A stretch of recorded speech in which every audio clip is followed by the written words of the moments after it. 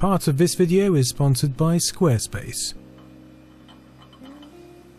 At the start of 1995, most IBM PC-compatible games that were worth their salt ran under MS-DOS. You could get games for Windows, of course, you could get games for other operating systems, but DOS was where it was at. With Windows 95, Microsoft hoped to change that. Instead of games developers having to directly talk to hardware or the various bespoke drivers and environments that would run atop of DOS to provide mouse access, extended memory access and protected mode conditions, Microsoft would launch DirectX. DirectX provided a middleware layer that was universal and would talk to your computer's hardware whilst providing various APIs for software and games to access them. This wasn't a brand new concept, and indeed WinG had laid the foundations on Windows 3.1, allowing, among others, a uniform set of instructions to facilitate GDI drawing, which beforehand had varied depending on your video card driver.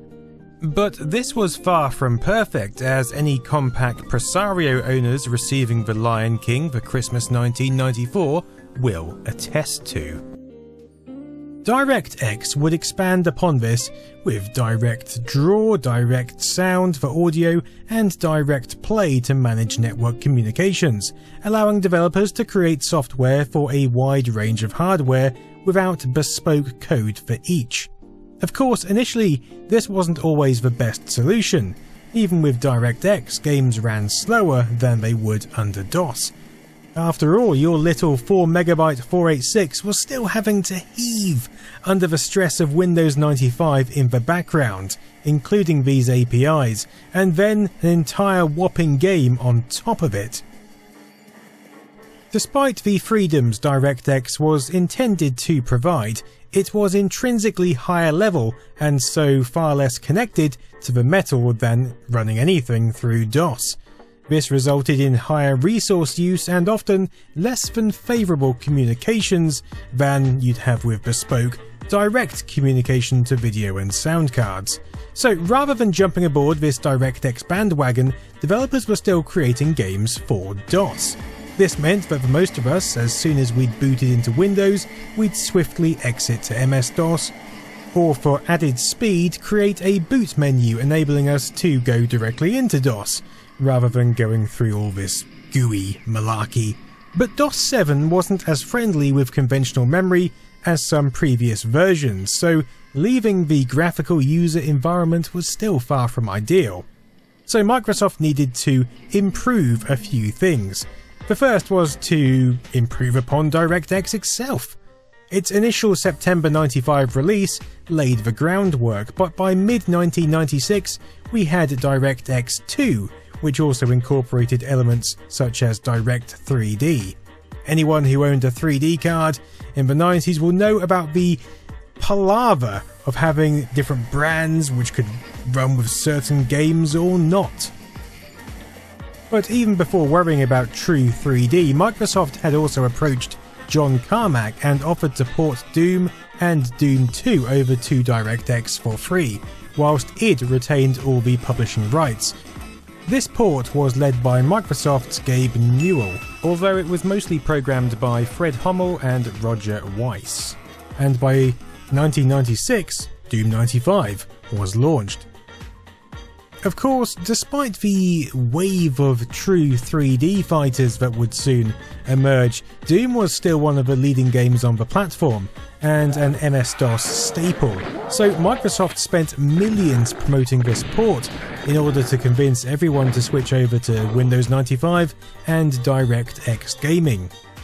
You might wonder what I'm doing here. Well, I'm getting kind of an inside look at some of these new games. I think you'll be amazed at all the new games we're going to show you here this evening.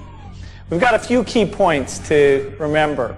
First, Windows 95 is the game platform. Yeah. Don't interrupt me.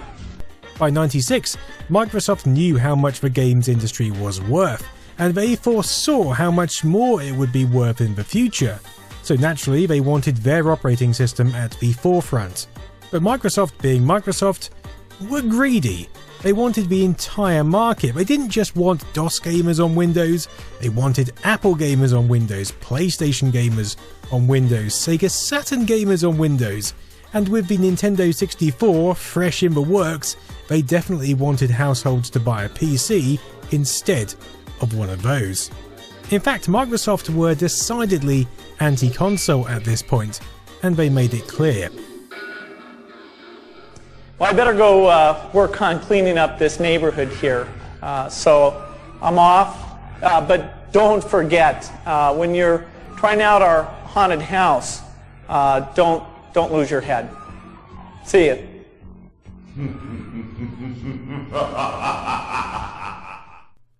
In January 1996's issue of PC Zone, this story popped up.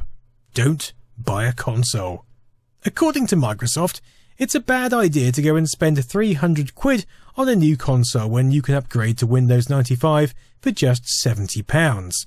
At the recent Windows 95 games launch, which took place across the pond in the good old USA in Seattle, at the Microsoft campus recently, Bill Gates appeared via video armed with a Doom shotgun, picking off orcs and demons to tell the world that there would be 75 games titles available for Windows 95 by Christmas, and that Microsoft would be supporting the PC as the games platform of the future. Oh no! This is the game, but it's the DOS version! Why did you send me a DOS version? I'll never be able to get this to run. According to internal research, Microsoft maintains that over 28% of PC usage is spent playing games, and has urged retailers to sell Windows 95 games separately from other software, just as they would any other games format, in an effort to promote the games platform of the future. Ah, no! I don't remember any of this crap! So Microsoft were trying to create the perception that Windows 95 was in fact a console replacement in itself. Now, I've been saying Microsoft because it's simpler, but it was really technology leader Alex St. John with Craig Eisler and Eric Engstrom who had brought this to fruition, sometimes even battling against Microsoft management themselves, before the pin finally dropped for Bill Gates. But now it had. Here we were at October 1995 with the Direct Access launch party, with as many game developers and publishers invited along to be wooed on board this new platform. One of those developers was of course id Software, whose demo section featured a 8-foot tall panty hamster with numerous Johnsons hanging from strings, spraying blood on the visitors to this haunted house mock-up. Yes, that's what Bill was referring to in that earlier video. Don't lose your head. He was fully on board now. And yes, you heard what I said. I'm not saying it again. Apparently it was quite dark in there, so we can only presume most people didn't notice. But some did. And this was enough for publishers and the media to be shocked into accepting this new view of the gaming PC, spurring them on to put their own plans into action. Along with some other reasons, I'm sure. On the opposing page of PC Zone, another news snippet spelt out DOS is dead, saying, "If you believe the carefully planned hype, this time next year it will be almost impossible to buy a DOS-based PC game. It might sound impossible, but that's exactly what Microsoft believes, and that's what publishers Virgin, EA, Gremlin and Interplay are saying too." So other than Doom 95, how were Microsoft hoping to achieve this dramatic hiatus to Windows 95 gaming? Well, the first trick up their sleeve was a CD sampler, similar to the software CD sampler that started shipping with copies of Windows, but purely for games. This is that CD. It's called Games for Windows 95 and it contains some 20 playable demos for what should be the best games to hit the operating system over the coming months. It was given away at promotional stands, but it was also used as a promotional tool in itself to get users to buy a 95 upgrade. If you bought a copy of Windows 95 before February 96, you could check out over 20 games for free on our exclusive CD sampler. Yes, Microsoft were using demos to try and shift their operating system, but then demos carried a different weight back then. This was the age of the demo disc. Games were expensive and demos felt like extremely competitive windows to other realms. Alright, hold up, I can't keep living like this, look. Since I stopped running Squarespace adverts, you have inundated me with complaints. Just look at this. Dwayne from Birmingham. Last week, I worked out my life's passion project. Good on you, Dwayne. But then you stopped posting Squarespace links. How am I supposed to realise my dream on the web now? Sandra from Bournemouth. I was hoping to find an easy-to-use website building solution in your recent videos, but there was none. What am I supposed to do? These are all good questions. So, in response, I have decided to bring back Squarespace. With Squarespace, you can start with nothing and have a website by the end of the day. Pick a template you like, use their easy-to-navigate interface. Boom, a fully built website with integrated social media, a shop, SEO, and more. Get 10% off your first website or custom domain using the link below. In fact, by January 96, Microsoft had released it as a standalone product. You could pop down to PC World and pick up a copy for £9.95. But this wasn't just your bog standard demo CD, or a crappy cover disc with a cheap front-end menu. Legitimacy is not built by force, it's earned by the consensus of the people. I say we've got to do what we have to do.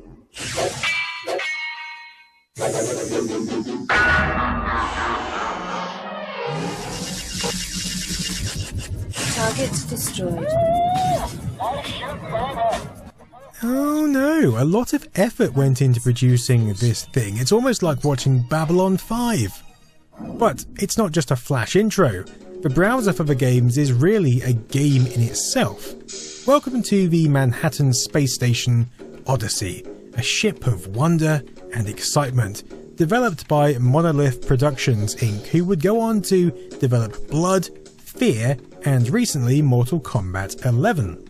But could this fancy interface, pumping MIDI soundtrack, and a bundle of demos really convince people to jump on board the Windows 95 gaming bandwagon over everything else? It's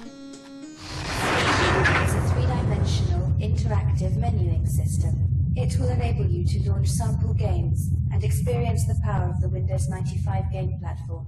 Please feel free to explore the entire station. If you need assistance, press the F1 key.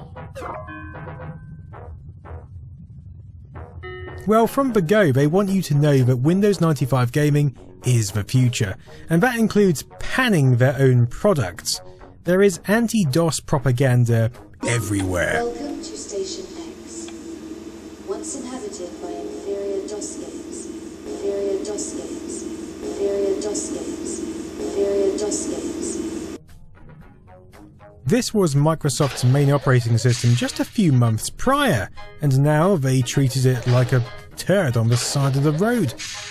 Now you can switch this maze between several resolutions, the best of which is apparently not compatible with my capture card, but it at least gives accessibility for those still rocking a 486 processor with a Trident video card. Like I was. The games, however, mostly need something a little more spicy.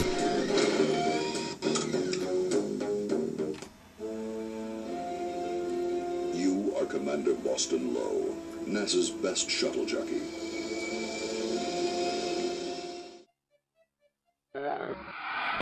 We've got the aforementioned Doom 95, naturally, which I should note requires better specifications than its DOS variant, but there are loads of other titles here organised between different areas.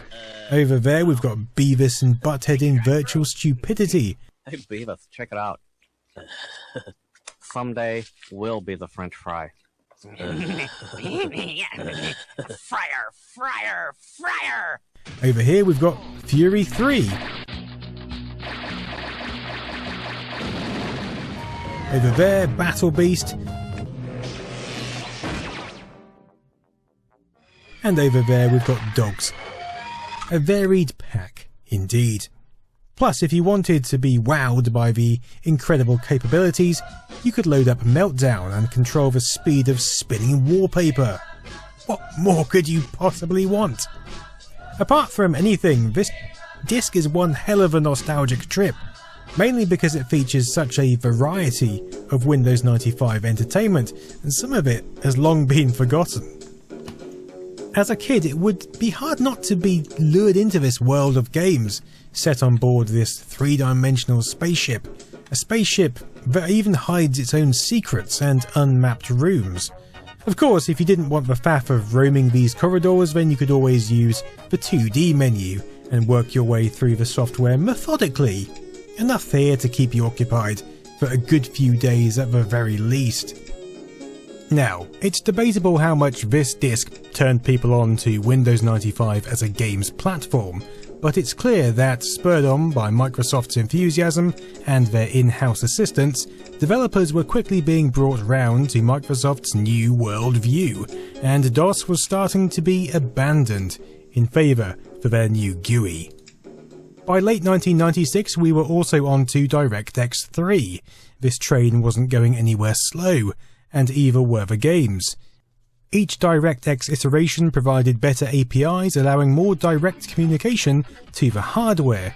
It was also becoming knitted better with the hardware, and the high-level problems were slipping away. When DirectX was in control, Windows would relinquish its own graphical control. It would stop paging memory, and inputs from the controller and mouse could be exclusively available for games access. As for the games consoles, well, they were still selling like hotcakes. And of course they were. This was an incredibly exciting time for the sofa gamer. But it's okay, because October 1996 brought Microsoft's second weapon, Games Sampler 2. Another round of demo delight. Now, I don't know whether this is because I'm running on Windows 98 and it's rebelling, but Games Sampler 2 just refused to create an installation directory for itself, so I had to create my own, which it then promptly claimed was its own doing. Ha! Still, I'm going to be the bigger man and not get into an argument here. Game Sampler 2 treats us to another exciting intro sequence, followed by even more utter disdain towards DOS in a slightly different spaceship environment. Like the first disc, it also has a banging MIDI soundtrack though. Also like the first ship, we've got distinct areas for entertainment, games, and this one weird room with a single website. I mean, okay. In fact, this entire demo disc has a heavy emphasis on redirecting you to websites, as Microsoft tried to knit Internet Explorer as closely to Windows as possible. But it feels like Microsoft perhaps couldn't get as many publishers on board for this demo disc. Instead of monitors packed full of visuals, there are rooms with broken monitors, presumably where demos should have laid. Still, you can dive into titles like Road Rash, Hellbender, and Captain Quasar, and still have a reasonable time. Plus, if you want to experience the funkiest warping textures known to man, you can try Hold On To Your Nuts. By 1997, Windows 95 was turning into a credible gaming platform, with continued updates to DirectX and the underlying hardware to better make use of it. But really, it wouldn't be until Windows 98 that the environment was completely accepted as a credible platform for gaming. 98 was really what Windows 95 had intended to be, and perhaps it needed those few years to really grow up and to take the mantle from DOS. And for DirectX to improve, of course. Of course, it also gave developers time to create some truly excellent titles for this new environment. Of course, by 1998 though, Microsoft had realised that taking the console crown wasn't going to be possible for the PC. Well, not how we'd imagined it anyway. Console gaming and PC gaming are just different beasts, and so rather than beating them, they would join them, where another splinter team, helped along by St. John, Eisler and Engstrom, would begin the idea process for the Windows Entertainment Project, which of course would utilise DirectX. The DirectX name eventually paving the way for the name Xbox. So, the technology that was hoped would dominate gaming did in fact just about achieve its goal, maybe not as Microsoft initially envisaged, but then things hardly ever turn out the way you intend them. Until next time, I've been Nostalgia Nerd. Toodaloo. Woodland creature is one flying squirrel and one weasel. Weasels are always hungry, so foraging for nuts and competing for territory keeps them pushing. But their world is about to change. Something is coming. Something big. Yes, it's the return of the great southern nut. It's time for action. Adventure. Bravery. This is your call to glory.